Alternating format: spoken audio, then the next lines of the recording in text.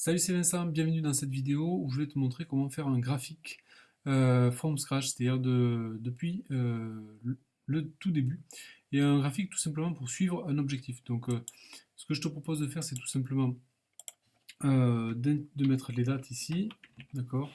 Donc tu peux prendre un Excel et faire pareil en même temps et mettre sur pause quand tu en as besoin, ou tu peux le faire à la fin. Et à la fin de la vidéo, tu auras de toute façon un lien pour télécharger le fichier. Voilà. Donc, je vais prendre ça sur 12 mois, par exemple. Donc, voilà. Donc là, on a les mois. Ici, on va mettre un objectif. Objectif. Et puis, on va mettre, je sais pas, réaliser. Voilà. Donc, admettons qu'on ait un objectif de, je sais pas, 100. Donc, on va dire que c'est, admettons que ce soit des euros. Voilà, donc on a un objectif de 100 euros par mois. Et là, on va voir peut-être des valeurs comme 90, 110, 99, 75, 80, 105, 111. Enfin, bon, tu vois le principe. Hop. Donc voilà, donc là, tu as des données. Et puis là, on va pouvoir tout simplement créer un graphe à partir de ça. Donc je prends toutes les données, insertion. Un graphique en colonne, par exemple. Voilà, donc on obtient quelque chose qui est comme ça. Et là, on a l'objectif et le réalisé. Le souci de cette présentation-là, c'est c'est un peu confus entre l'objectif et le réalisé. Donc, ce que je te propose de faire, c'est de prendre le réalisé, modifier le type de graphique, le passer en courbe. Alors là, on va pas avoir besoin des petits points et compagnie. On va le mettre dans celui-là. Et voilà, donc là, tu as. Alors, je me suis trompé, autant pour moi. Hop, on annule. Je vais cliquer sur le réaliser. C'est l'objectif que je voulais passer en courbe. Tac, tac, tac. Voilà, donc on a l'objectif et le réalisé. Ok. Donc là, tu peux faire un truc un peu plus grand. J'espère que ça se voit un peu sur ton écran. Bon, voilà le principe. Ici, peut-être que, alors je sais pas si tu es comme moi, mais tu as un code couleur plus ou moins. Donc moi, les objectifs, je les mets généralement en rouge. Et le réalisé, ben, on peut le mettre en ce qu'on veut, hein, mais on peut le mettre en ce qu'on veut. Qu'est-ce qui peut être un peu positif? Voilà, le réaliser en vert, par exemple. Voilà le principe. Ici, tu vois que tu as des dates qui sont pas super jojo.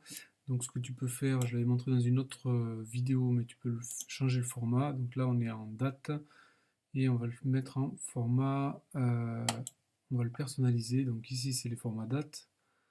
On peut choisir un format qui se rapproche de la date. Et puis après, quand on va dans personnaliser, on a toute la syntaxe. Et on peut simplement s'amuser à trouver celle qui nous va le mieux. Donc là, voilà, décembre, c'est OK. Voilà, donc là, on a janvier, février jusqu'à décembre. Les données ici. Ici, on va peut-être mettre tout dans le même format. Donc, admettons que ce soit des euros. Et on va enlever hop, du détail. Voilà, donc on a quelque chose, un graphe qui est pas trop mal. On peut éventuellement, si on a des choses à suivre sur les échelles, on peut mettre un minimum par exemple de 60 euros et un maxi de 100. Voilà, ça n'a aucun intérêt, mais c'est juste pour te montrer que c'est faisable. Donc moi, ce que j'aime bien faire, c'est de mettre un fixe à 0 et puis le maximum en automatique, comme ça, on ne se pose pas de questions, même si les chiffres sont 10 fois plus importants, ça sera toujours bon. Voilà pour ça. Ici, ça tu peux le garder ou le supprimer. Moi, je vais le mettre peut-être en haut, ici, ici. Voilà. Si tu as besoin, tu peux aussi afficher les valeurs des étiquettes. Voilà, par exemple. Ça peut être un truc. Et ensuite, tu peux éventuellement, si tu veux y voir plus clair, enlever le quadrillage principal, rajouter un titre quelque part par là. Voilà, donc évolution du chiffre d'affaires. Hop, et voilà. Donc, tu as déjà un graphe tout prêt. Prêt à l'emploi. Donc voilà pour aujourd'hui. Le problème finalement c'est pas tant de faire ce graphique, là tu sais comment le faire, tu pourras récupérer le fichier en description de la vidéo.